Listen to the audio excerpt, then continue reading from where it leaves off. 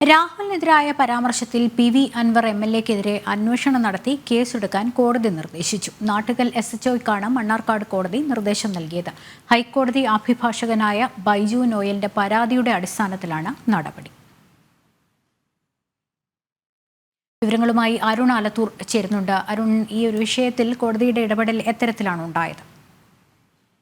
ലക്ഷ്മി, കഴിഞ്ഞ ദിവസമാണ് കോൺഗ്രസ് നേതാവും വയനാട്ടിലെ UDF-ന്റെ സ്ഥാനാർത്ഥിയുമായ രാഹുലിനെതിരെ ഒരു പരാമർശവുമായി LDF MLA PV അൻവർ രംഗത്തെത്തിയത്. ഈ രാഹുലിന്റെ DNA പരിശോധിക്കണം എന്നായിരുന്നു അൻവറിന്റെ പരാമർശം.